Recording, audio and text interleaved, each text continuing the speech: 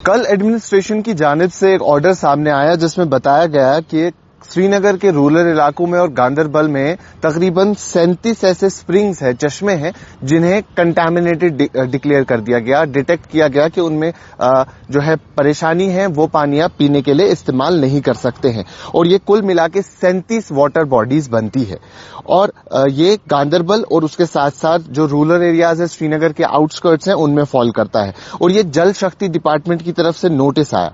साथ ही साथ उन्होंने ये भी कहा कि अगर इन केस आपको ये पानी जो है इस्तेमाल करना है तो इसे बॉईल करके आप इस्तेमाल कर सकते हैं, उसके बगैर बिल्कुल भी नहीं।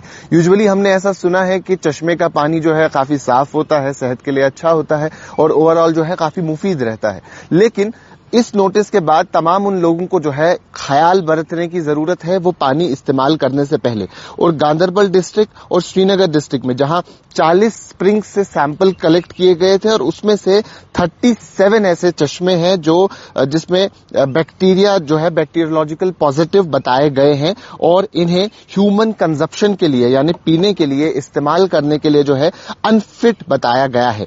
और साथ ही साथ ये एक नोटिस के जरिए जो है लोगों तक ये बात पहुंचाई गई कि ये इसे ड्रिंकिंग पर्पस के लिए जो है लोग इस्तेमाल करते हैं और उन्हें कहा गया कि रिफ्रेन करें, ऐसी चीज से बचें और इसे इस्तेमाल ना करें और टैप वाटर को जो है आप इस्तेमाल करें जब तक फर्दर इंस्ट्रक्शन आए। क्योंकि अक्सर और बेशतर हम ये चीज सुनते हैं कि चश्मे का पानी काफी साफ रहता है, चश्मे का पानी पीना चाहिए, पानी जो है वो सेहत के लिए भी अच्छा होता है। लेकिन आप ये चीज समझ सकते हैं कि कितनी ज्यादा अब परेशानी देखने को मिल रही है।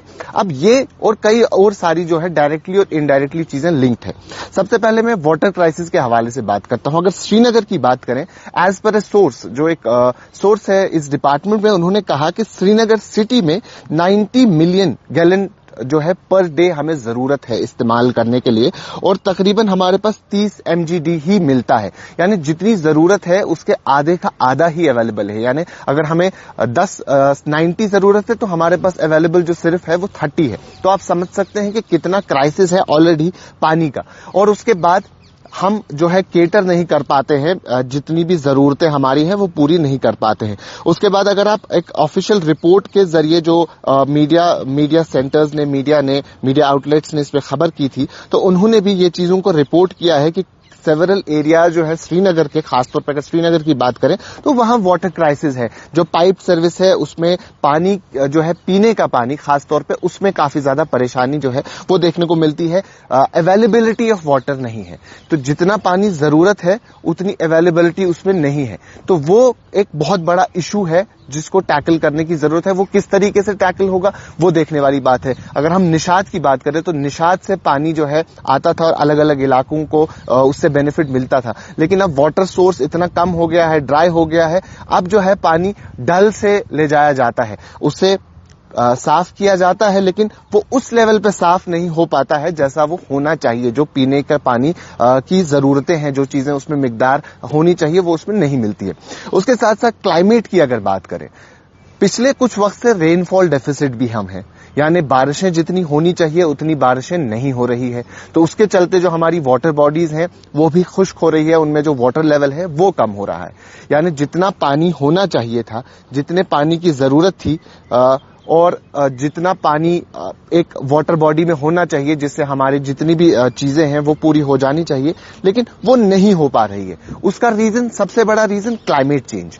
जो क्लाइमेट चेंज है इस वक्त भी आप फील कर रहे होंगे, जितनी धूप है ये तकरीबन मार्च के मौसम का एहसास दिलाता है। और अभी चिलई कलान चल रहा है और चिलई कलान में अक्सर और बेशतर बर्फ और बारिश देखने को मिलती थी, लेकिन अब वो सिलसिला जो है कहीं ना कहीं खत्म हो गया है, वैसी चीज देखने को नहीं मिलती है। इस वक्त हम जहलम के किनारे पे मौजूद हैं और जिस जगह पे हम खड़े हैं कुछ साल पहले तक यहां तक भी पानी जो है भर भर के देखने को मिलता था। हाउस बोट्स की हालत भी काफी ज्यादा जो है खराब हो चुकी है और ये तमाम तर चीजें जो है पानी की शॉर्टेज और रेनफॉल की कमी की वजह से होती है। तो रेनफॉल डेफिसिट होने की वजह से जो पानी का लेवल है वो कम हो गया है। और अगर हम गांव देहात की बात करें जहां अक्सर और बेशतर लोग जो है वो डायरेक्टली और इनडायरेक्टली डिपेंड रहते हैं किस चीज पे, नदी नालों पे, यानी जो उनके पानी का सोर्स है वो नदी नाले रहते हैं, लेकिन अगर वही नदी और नाले सूख जाए, उनमें पानी का लेवल कम हो जाए, तो कंटेमिनेशन बढ़ने के काफी ज्यादा चांसेस हैं। अगर एक फास्ट फ्लोइंग वाटर बॉडी होगी तो कंटेमिनेशन के चांस कम है, और जितना ज्यादा उसमें फ्लो होगा, जितनी गंदगी भी अगर उसमें होगी तो वो साथ ही साथ बह जाती है। लेकिन अगर वो स्टेगनेंट रहेगा, उसमें फ्लो कम रहेगा, तो कंटेमिनेशन के चांसेस जो हैं वो बढ़ जाते हैं, और उसकी वजह से काफी ज्यादा बीमारियां जो है वो देखने को मिलती है। और ये सबसे ज्यादा ट्रिगर करता है जॉन्डिस को। और जॉन्डिस आपने हाल ही में सुना होगा कि 27 पीपल जो हैं, 27 लोग, खास तौर पे जिसमें बच्चे हैं, जिसमें चिल्ड्रन हैं, गुटलीगुंड इलाका जो है अनंतनाग का, वो वेरीनाग के आसपास पड़ता है, वहां 27 लोग जो हैं जॉन्डिस पॉजिटिव निकले हैं। तो आप समझ सकते हैं कि ये कितना ज्यादा इन चीजों को ट्रिगर कर रहा है। और कंटामिनेटेड वाटर पीने से, उसका इस्तेमाल करने से जॉन्डिस जैसी बीमारियों के साथ साथ और भी कई सारी बीमारियां जो है वो साथ आती है। लेकिन जॉन्डिस एक बड़ी बीमारी के तौर पे उभर रही है। 27 केस, इससे पहले भी हमने आप तक कुछ वक्त पहले एक रिपोर्ट पहुंचाई थी जिसमें शुपियन के इलाके में जो है जॉन्डिस के केस देखने को मिले थे। और अब इस बार 27 केस जो है अनंतनाग डिस्ट्रिक्ट में गुटलीगुंड इलाके में निकले हैं, जहां मोस्टली जो है बच्चे हैं उसमें। तो बच्चों का इम्यून सिस्टम कंपैरेटिवली थोड़ा वीक होता है, तो इसीलिए जॉन्डिस ज्यादातर उन पे अटैक कर पाता है। लेकिन ये तमाम तर चीजें जो है कंटामिनेटेड वाटर की वजह से होती है। वहां के जो अथॉरिटीज हैं उन्होंने कहा कि सिचुएशन जो है अंडर कंट्रोल है, और जितने भी पेशेंट्स हैं वो स्टेबल है और रिकवर हो रहे हैं। लेकिन वहां के जो लोकल रेजिडेंट्स हैं उनका यही कहना है कि इसका मेन रीजन, इस आउटब्रेक का मेन रीजन जो है वो कंटामिनेटेड वाटर है। यानी कंटामिनेटेड वाटर का इस्तेमाल करने की वजह से जॉन्डिस जैसी ये बीमारी जो है वो ट्रिगर हो रही है। अब अभी अभी खबर एक मौसूल हो रही है कि कुलगाम के काहगुंड इलाके में भी 10 केसेस जॉन्डिस के निकले हैं। और हम इससे आप समझ सकते हैं कि कितना ज्यादा ये आउटब्रेक जो है दिन ब दिन बढ़ता जा रहा है। चाहे केस 1 हो या 20 हो या 50 हो, इसे टैकल करने की जरूरत है, और कंटेमिनेशन जो वाटर की है उसे सॉल्व करने की जरूरत है। अब रेनफॉल डेफिसिट भी हम है, यानी बारिशें जितनी होनी चाहिए उसमें तकरीबन 70 से 80% बारिशें जो है वो कम हो रही है। यानी अगर एक सीजन में जितनी बारिशें होनी चाहिए तो उसमें 80% बारिश जो है वो कम देखने को मिल रही है, जिसकी वजह से हमारी वाटर बॉडीज जो है वो काफी ज्यादा इंपैक्ट हो रही है,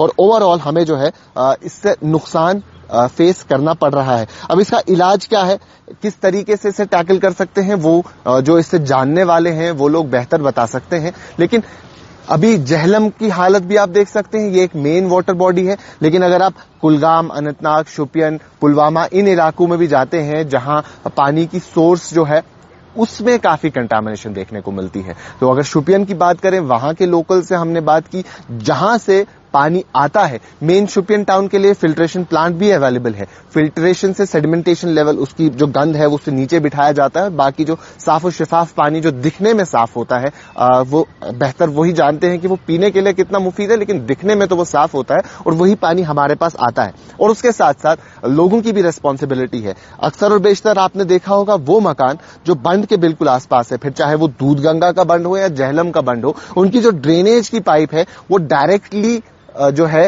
इन वाटर बॉडीज में जाती है, जिससे और ज्यादा कंटामिनेशन और ज्यादा परेशानी जो है वो देखने को मिलती है।